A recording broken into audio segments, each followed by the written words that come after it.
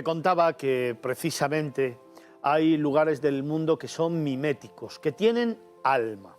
Quizás en algunas ocasiones tienes en tu mente lugares recónditos, maravillosos, con fotos de esas que te hacen soñar e imaginar mil y una historias. Pero es que, a lo mejor entre todas esas imágenes, no te viene a la cabeza un lugar especial, un lugar de esos que me gustaría contarte despacio, tranquilo. Hoy quiero llevarte a Túnez, por el que siento un cariño especial.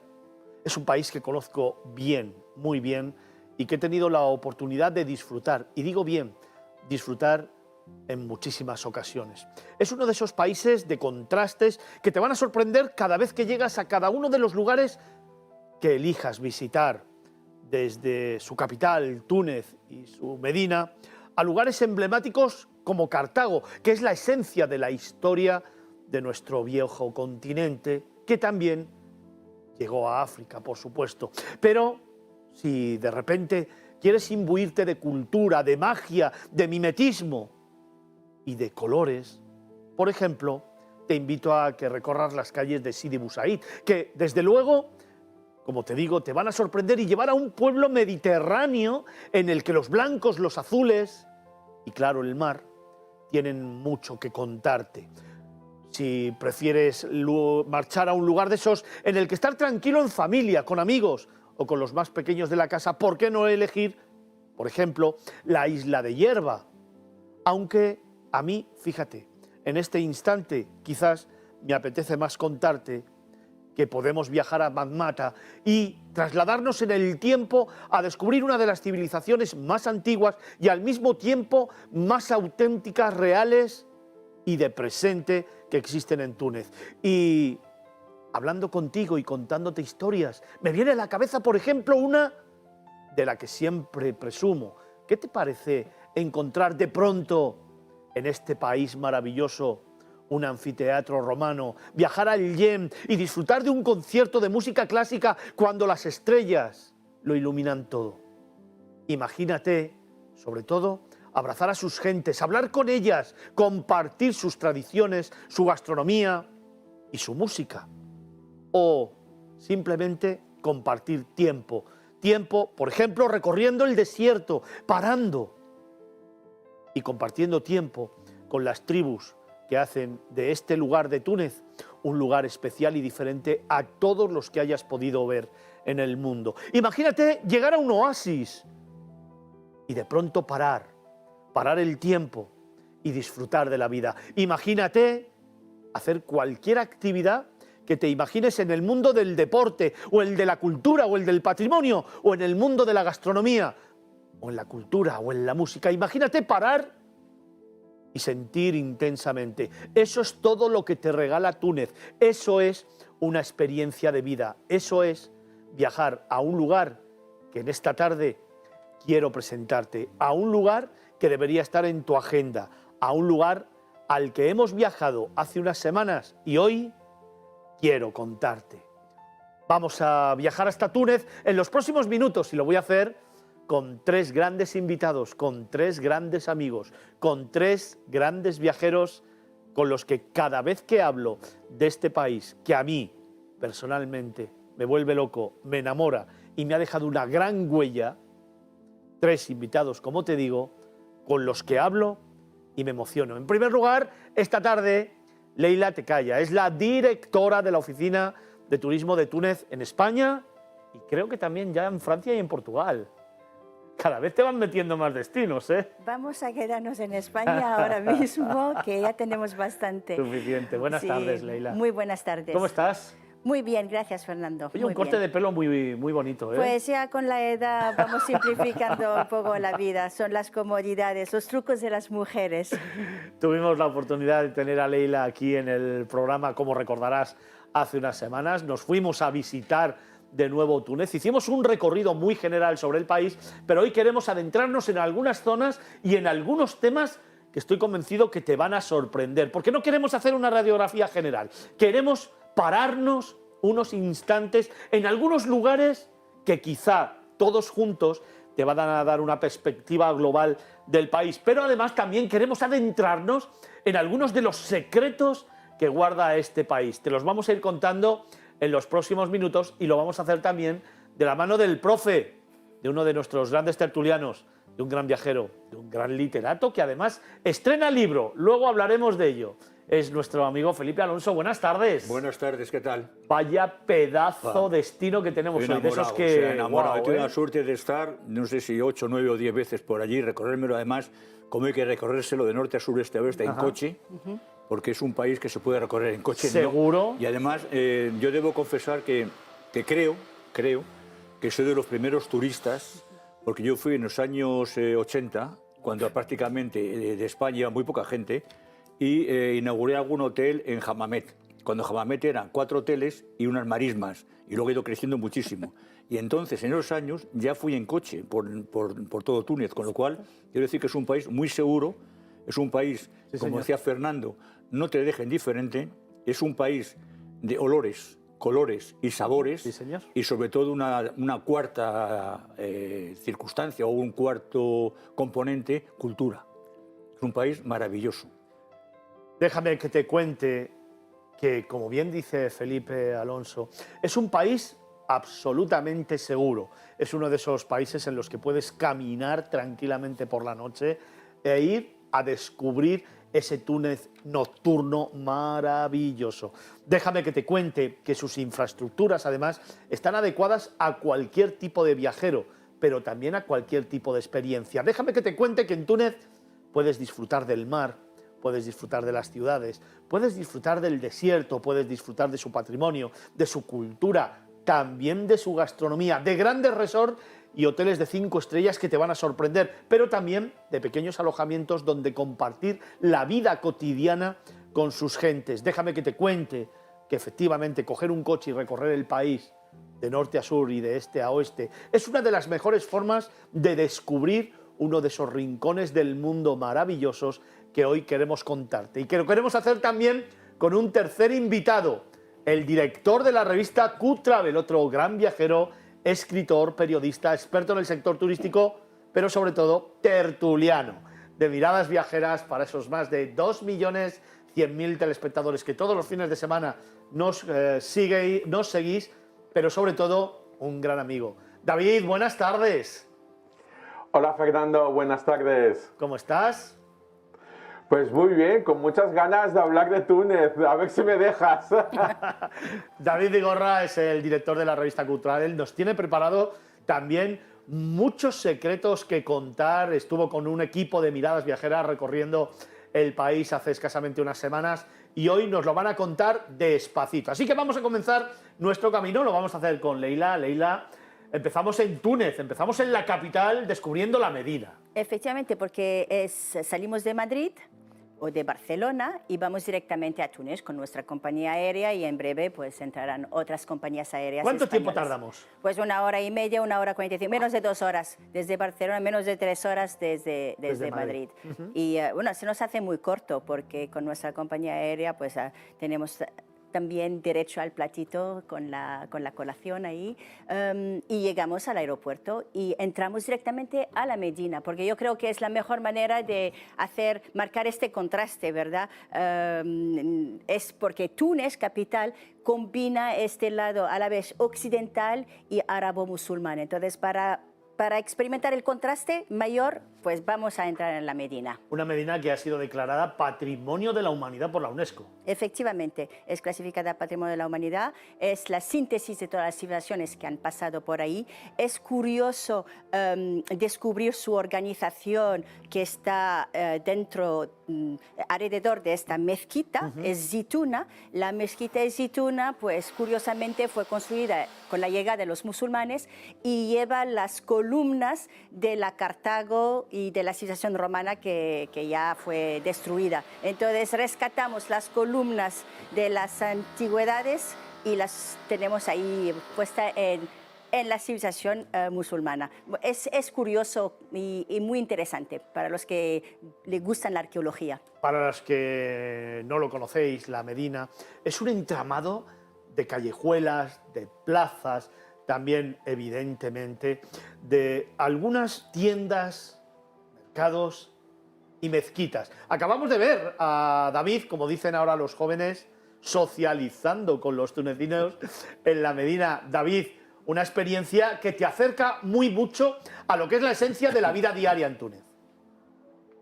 Sí, así es cierto. Realmente la Medina, todo y que es un entramado de calles, no te preocupes en el tema de perderte o de llevar un plano, porque es totalmente inútil lo del plano. Sí que el punto de referencia, como decía Leila, es la mezquita. Y es curioso, y a medida que vas andando por la Medina, te das cuenta de que todo gira alrededor de esa mezquita. Todo lo que son las tiendas, los artesanos, los artistas se concentran alrededor de la mezquita, y cuando son trabajos como más de joyería, más de alto nivel, están más cerca de esta mezquita. Y a medida que nos desplazamos y nos vamos abriendo y nos vamos alejando, vemos que el artesano va cambiando. Después vienen los tejedores, incluso los ferreteros o los que trabajan ya más el trabajo más vasto, son los que están más lejos de esa mezquita. Y esa es la forma de guiarte a través de la Medina. A medida que vas andando y ves el tipo de negocio y el tipo de artesano que encuentras, sabes si estás en pleno centro o alejado. Y nada, aquí con que la gente es muy sociable, realmente a la que te pierdes un poquito, preguntas y te ubicas rapidísimo. Muy cerquita de la Medina, muy cerquita de Túnez capital, está Cartago, una ciudad que se fundó por los fenicios y que fue arrasada por los romanos en el siglo II a.C. Es evidentemente una de las grandes muestras históricas de lo que fue la fundación de Túnez y de las civilizaciones que pasaron por esta tierra, que desgraciadamente no tiene mucho que mostrar, pero que es un lugar emblemático que siempre hay que visitar. Pero si os parece, vamos a dar otro pasito más y nos vamos a ir a uno de esos lugares que a mí personalmente me encanta, Sidi Bou Said. Efectivamente, es una manera de cerrar este viaje a la memoria de Cartago, ¿no? Y vamos al pueblo blanco y azul de Sidi Bou Said, que es nuestra tarjeta postal, es más vistoso, es muy mediterráneo y es el pueblo bohemio de los artistas, de los intelectuales. Está repleto de hotelitos con mucho encanto y restaurantes, con lo cual, pues, terminar un día, por ejemplo, entre la visita a la Medina, pasando por la memoria de Cartago y para llegar a tomar un té con piñones, se supone, o sin piñones, según los gustos, pues Sidi Bou Said es la localización ideal para hacer un atardecer. Oye, Leila, déjame que hagamos o sigamos nuestro viaje, porque se nos va el tiempo. Y a mí me gustaría, bueno, vamos a pasar esa tarde-noche en Sidi Bou Said, que es la puesta de sol, es increíble, precisamente callejeando por todo su entramado.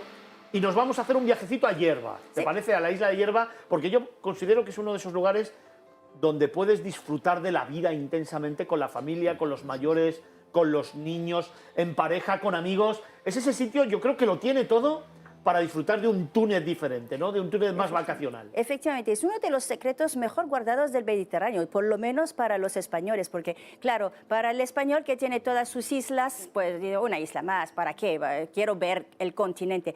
Pero, ojo, llegar a Yerba y ver este Mediterráneo del sur, recordar un poco la época de la Odisea, bueno, la leyenda de la Odisea, como Ulises casi se quedó atrapado ahí, pero también el hecho de encontrarse muy cerca del desierto, pero ya lo comentaremos después. Para volver a la isla de Yerba, efectivamente, es un sitio, es una localización ideal para familias con hijos, sin hijos, parejas. Es una isla que no tiene relieve, entonces es muy bajita. El punto más alto creo que está alrededor de 30 metros por encima del mar, con lo cual no hay grandes contrastes, y tiene unas ciudades, unos pueblecitos de alfarería, tienes el museo de Yerba Hood. A lo mejor David le encantaría recordar su experiencia en Yerba Hood, porque fue un paseo muy sorprendente, ya os comentará un poco más, pero es una isla que tiene una infraestructura hotelera de calidad, grandes cadenas españolas también que están ahí. no sé si se puede nombrar, pero Sí. bueno, son siempre una referencia de confianza, que es Iberostar y Vinci, y otras ahora Turismark. Y la verdad es muy tranquila y es un slow tourism, es un turismo lento, tranquilo, es para hacer un reseteo del reloj biológico y las familias se lo agradecen. Precisamente en esa contraposición de culturas, en esa contraposición de valores, en esa contraposición de sorpresas que nos estaba contando Leila Tecaya, la directora de la Oficina de Turismo de Túnez en España, nos hemos querido adentrar en una gran sorpresa, nos hemos querido adentrar en otro gran secreto. Nos hemos ido a Matmata, David, y ahí encontramos la primera de las grandes sorpresas que esta tarde queríamos contar. Hoy, si te parece, hablamos de los poblados trogloditas. Así es, ese es el lugar que a mí más me ha sorprendido. Quizá por ese contraste de la isla de Hierba, que es como la Costa del Sol tunecina, repleta de hoteles de gran calidad y de infraestructura, pero nada, a poquísimos kilómetros nos metemos en el auténtico Túnez, en Matmata. Vamos a encontrar las casas trogloditas. Esas casas que es muy curioso porque, atentos, datan de la época neolítica y se concentran en esa región de Matmata, excavadas en la ladera de las montañas. Hacían un agujero por arriba, vaciaban la montaña, parte de la montaña siempre de forma circular, realizaban un acceso por fuera y allí construían sus casas. ¿Por qué? De entrada para protegerse de los ladrones y de los ataques y protegerse de la climatología, porque es una zona donde de día puedes llegar perfectamente a 30 y a 40 grados en verano, pero es que por la noche bajan a 10 grados, que para ellos es ya frío. Y es una forma de protegerse. Pues estas casas que están dentro de una cavidad en la roca, se dividen en distintos habitáculos donde montan su cocina, montan el dormitorio y montan la despensa, evidentemente, para guardar el agua y la comida. Y ahora aún son habitadas y visitables. Y es una experiencia realmente muy bonita. Pero hasta tal punto que incluso si dices, me he enamorado de esto y quiero dormir aquí, tienes la opción, atentos, del superhotel, superhotel entre comillas, es el hotel de la Guerra de las Galaxias. ¿Os acordáis? La Guerra de las Galaxias, donde vivía el protagonista, ¿no? En el pueblo de Tatooine. Pues aquí se rodó esta serie. Lucas Skywalker vivió aquí y estuvieron aquí en el 1976. Imaginaos, y aún se conserva intacto este hotel y podéis ver el decorado original dentro de la casa troglodita y dormir en uno de los habitáculos que ahora son habitaciones de este hotel, y es una experiencia realmente inolvidable. La verdad es que a mí me sorprendió muchísimo. Siempre que puedo voy a Matmata y recuerdo precisamente este momento, este instante y este lugar, porque es absolutamente sorprendente. Como sorprendente precisamente es el contraste geográfico, Leila, que va a encontrar el viajero cuando de pronto llegue a un oasis. Efectivamente, cuando llegamos a la puerta del desierto, ¿no? Pero ahí ya empieza el Sahara, el mayor desierto del mundo. Pero ahí está esta población, por ejemplo, estoy en Dus y me encuentro con este oasis. Es que la gente... Ahí lo estamos viendo en las Exacto. imágenes, es impresionante. Y entonces cruzamos el Chottejerit y llegamos a esta localización que ya son los oasis de montañas. Esto ya es espectacular, es de cine. Ahí varias películas han sido rodadas, de hecho, Life of Brian, Jesús de Nazaret. Es que tiene un entorno muy limpio, muy puro, muy natural, y ahí apreciamos el milagro del agua. Es que cuando hay agua, hay vida. Ahí lo estamos viendo, Felipe. Increíble el contraste entre las casas trogloditas y un oasis como este en plena montaña, ¿no? En pleno desierto. Total, porque además tiene ahí el riachuelo, por así decirlo, lo va recorriendo hacia arriba y va bajando por la montaña, va formando recovecos. El agua no es un río, es un riachuelo con poca profundidad, pero te vas dando cuenta de lo que son las palmeras, cómo van viviendo a través de ese agua, ¿no? Y yo quería introducir un tema antes de que se me olvide, que hemos hablado de Túnez capital, de la Medina, pero en Túnez capital hay una cosa que yo aconsejo también a todo turista, a todo visitante que vaya, que es el Museo del Bardo.